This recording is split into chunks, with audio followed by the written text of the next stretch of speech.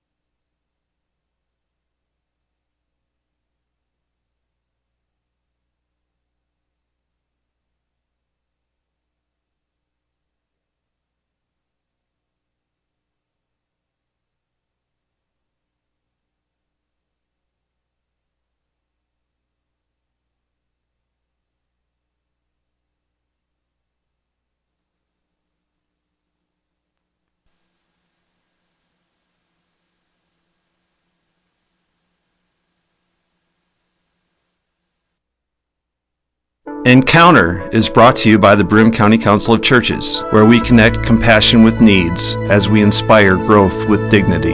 You'll find us in special places throughout the community.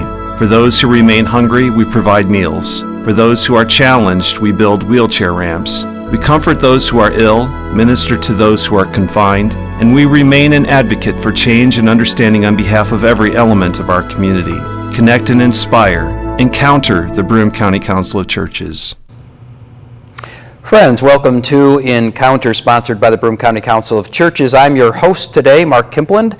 I'm the pastor at the Endwell United Methodist Church.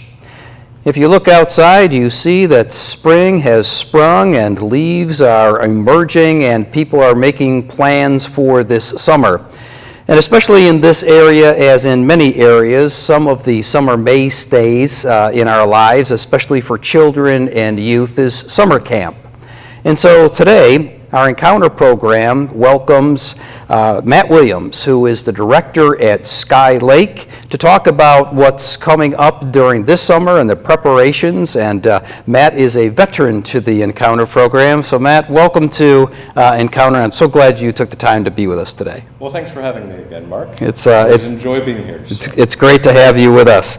So let's jump in. As I was thinking about our conversation here today, how did you come to be associated with Sky Lake? You have some history there. I do have some history, and it goes back into the dark ages of the 1980s. I had a friend at church. I grew up in Greene, and a friend there kept inviting me to come to camp with him. And finally, I took him up on the offer. And if you were to listen to my mom, they dropped me off that summer and I never came home. I think that kind of sums up a lot of people's experience with camp in general and Sky Lake in particular, of finding a place that they really feel comfortable being themselves. Yeah. So I was a camper for a number of years, and then I was SNAP, one of our teens that help out with our special needs programming. Then I was on kitchen staff, I was a counselor, I was a resource person, and then I applied for a full-time year-round gig as program director at Sky Lake. So I had that position for about 14 years, and then 2 years ago I became the director of Sky Lake. That's exciting. What was it at a young age when you were invited and such, way back in the dark ages? What was it as a child that just touched your heart about that camping experience there? Were there tangible things that really that you found peace or spirituality, or what was it that Absolutely. I mean, I grew up in the church. Yes. Church was always very important to my family and to myself. I felt very comfortable being in God's presence at church, but I really found a community that embraced that comfortableness when I encountered Sky Lake. There was this sense of deeper understanding of who we are as persons of faith, particularly persons of faith in the Christian tradition. I loved that we could sing about our faith, we could play out our faith, we could sit around a campfire and roast marshmallows and peach cobbler over an open fire. I found that I made friends a little bit differently at camp than I did at home. There was this sense of we're all kind of new to each other, and we have to find out how we fit in together as young people. And I think it was also that I'm passionate about learning and about new understandings of the world, and camp is very much about opening up the world to campers. Yes, yeah. It's encountering people from different walks of life, from different regions. It's not just the same people you see day in and day out at home. And so camp really kind of just jived with who I was and my core values. Yeah. And I love that those core values are very much still present at Sky Lake. Well, yeah, let's go a little deeper on that, because you have a unique perspective of decades, of decades there. So what's changed, or what's deeper, what's evolved along those core values and the vision of camping and such? I mean, you've seen it as a child and as a teenager and all the way through. Where has that journey brought you today, preparing for 2017 camping program, as to the core values and the vision of Sky Lake and camping ministry? How's that changed or developed or emerged? Well, I think the core values have remained the same from the very first day of Sky Lake. And I would dare even say long before Sky Lake came into being. To take a long kind of sidetrack to answer the question, we go back to the middle of the 1800s in this region of Methodist camping. Camping has always been a vital aspect of the Methodist tradition. And it goes back even further than that with the Wesley brothers, John Wesley in particular, experiencing this call to preach outside the doors of the church. And when you look at the history of Methodism within the context of North America and New York and Pennsylvania in this region, it's small country churches predominantly, and still is to a certain extent. And so they didn't have access to an elder on a weekly basis, and they didn't have access to large groups on a weekly basis. So camping really was the bridge that helped cover the gap between small community and large community, and growing together and hearing excellent theology and singing a lot. Methodism is often equated with singing. I joke with some of my Lutheran and Episcopalian friends, you had the catechism, we had the hymnal. And so camping really took off in the 1800s in this region. And at one point there were 7 campsites for camp meetings in the greater Susquehanna Valley from Cooperstown to Wilkes-Barre. By the 1940s there were 2 campgrounds left. One was in Dimock, Pennsylvania, one was in Sydney, New York. And in 1946, the Board of Education of the former Wyoming Conference decided that the core values of getting people outdoors away from population centers, of getting people into groups, into a community that was supportive and that would lead to invitational discipleship was vital to maintain within the changing context of culture at the time. And so they looked for a place apart. And they found that place apart in Windsor at Willisharp Kilmer's hunting estate up on Tuscarora Mountain, aptly named Sky Lake.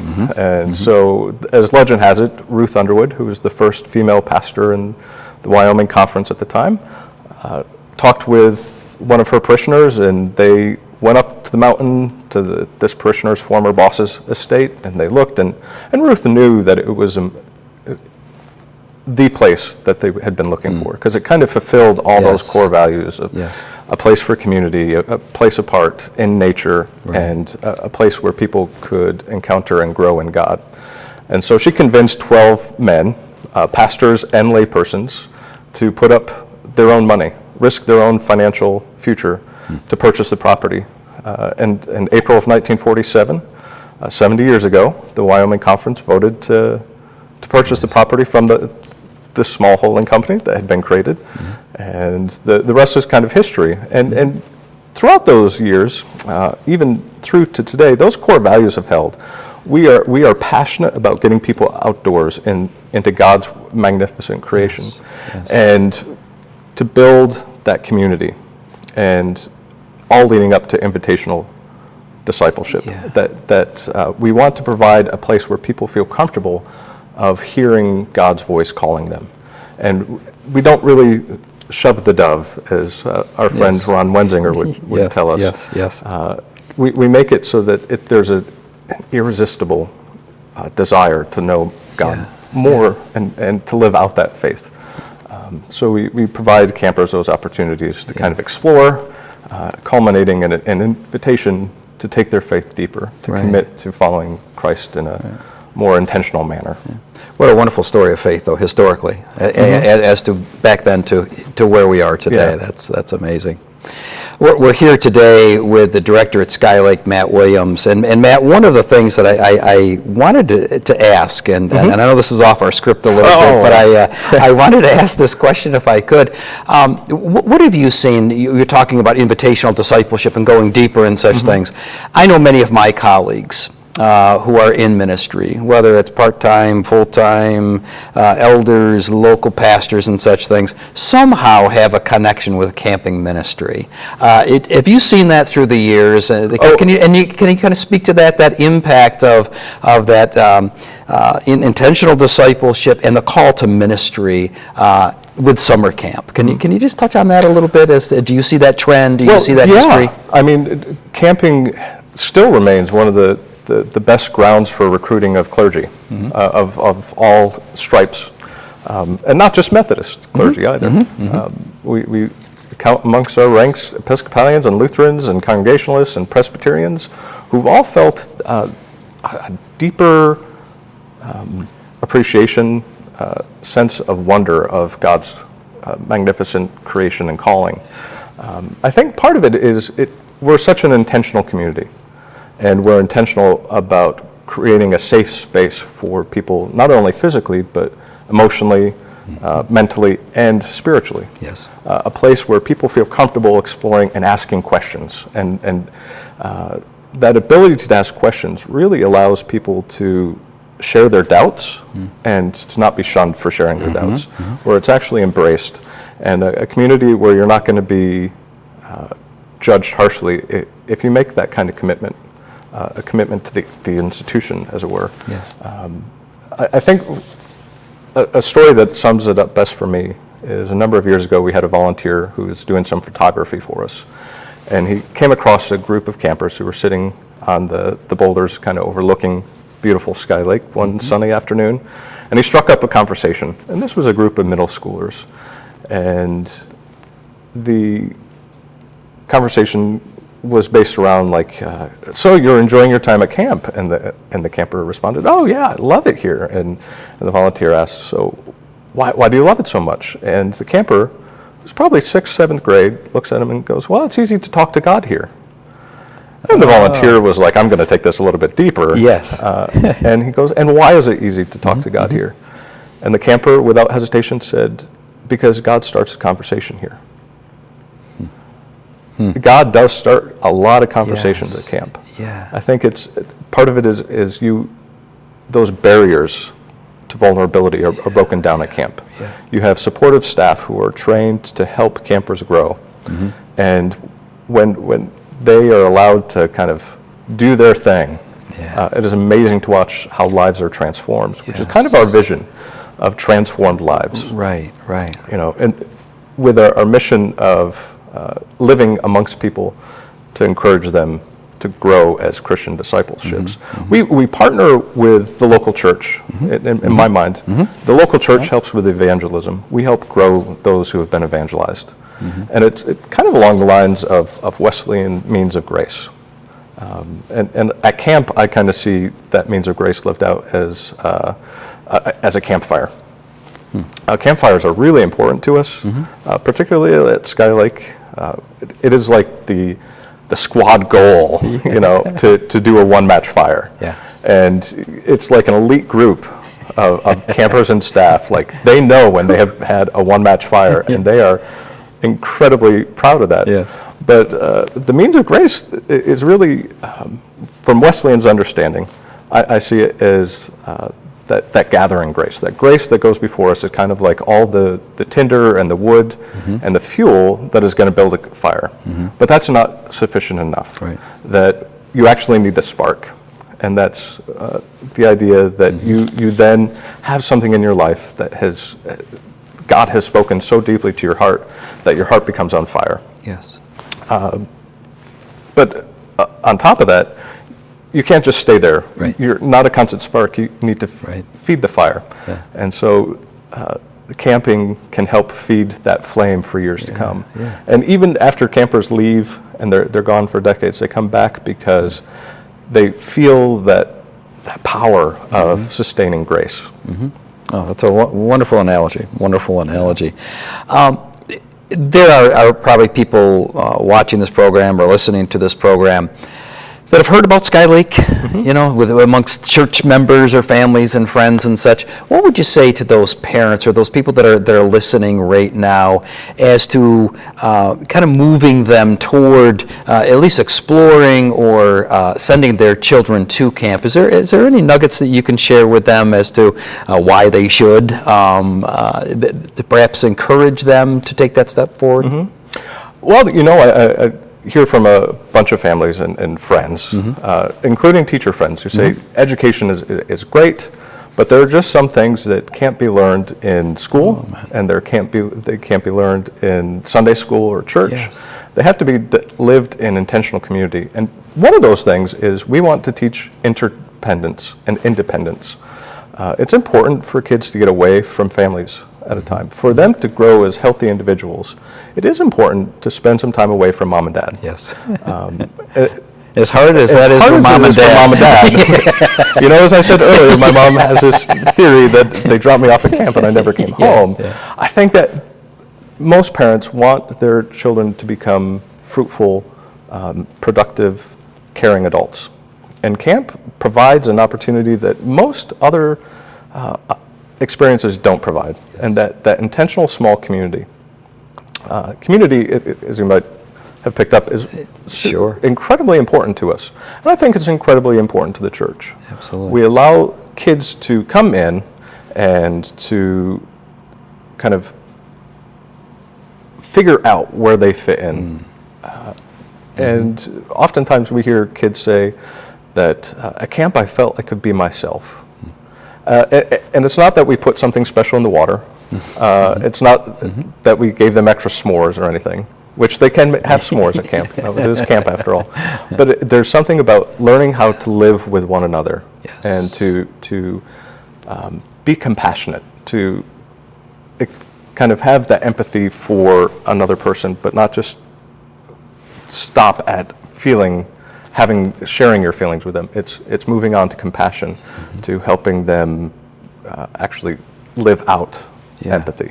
Yeah. It was interesting. I was at a conference recently, and Bob Ditter, who is kind of a rock star in the camping community, was sharing that when a person makes a conscientious decision to move from being empathetic to compassionate, that neuroscientists have actually discovered that there's a 40 cycle per second gamma ray emitted from the human brain. And interestingly, astronomers have discovered that coming from deep, deep, deep outer space is a 40 cycle per second gamma ray. So it's as if we connect with the universe that God has created when we move from empathy to compassion. So that's one of the things that camp does, is helps Yes. campers move from just